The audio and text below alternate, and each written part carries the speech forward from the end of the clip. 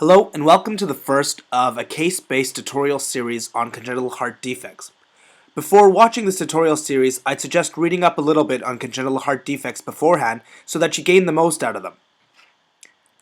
So when talking about congenital heart defects, you can broadly classify them into two categories, cyanotic and non-cyanotic.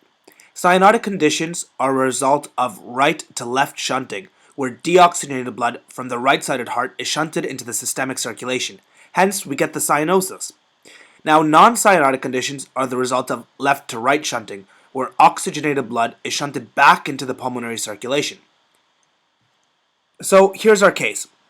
Our first patient is a 2-year-old boy that presents to his pediatrician for a routine well-child visit. On examination, he appears generally healthy.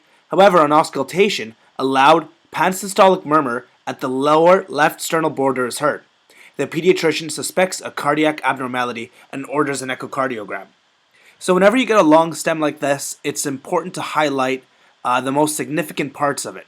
So I've highlighted 2-year-old, generally healthy, loud pansystolic murmur, the location of it, and what investigation was done.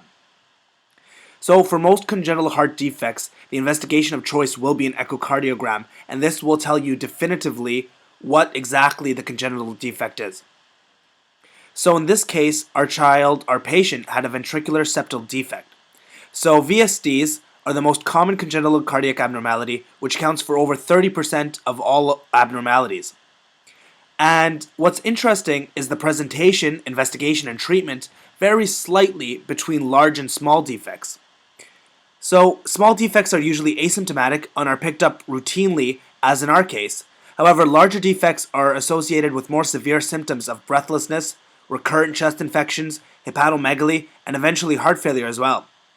So although small VSDs can be picked up later in life, as in our case again, large VSDs are usually picked up in the first week due to the severity of these symptoms. On auscultation, a small VSD will present with a louder, harsher pansystolic murmur as opposed to the soft pansystolic murmur of a large VSD.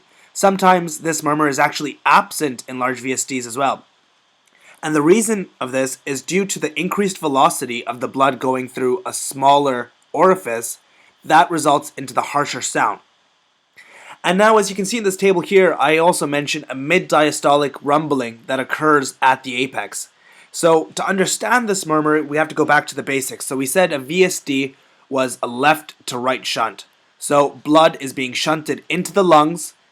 That means more blood is going into the left atrium, and that means a lot more blood is traveling past that mitral valve before being shunted back into the pulmonary circulation.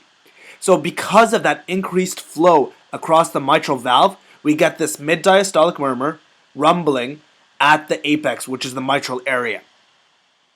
So as we said before, the gold standard of diagnosis is an echocardiogram. However, in severe cases, the ECG can sometimes show left ventricular hypertrophy, or the chest x-ray can demonstrate cardiomegaly or increased pulmonary vascular markings. So the treatment also varies. In small VSDs, the treatment is usually watchful waiting. That's because the defects usually close by themselves, and we just routinely monitor the size of the VSD using echocardiogram. But in the larger VSD, we said these symptoms are very severe, so we have to manage them straight away. And the symptoms of heart failure are managed with pharmacotherapy, which includes diuretics, ACE inhibitors, and sometimes inotropes.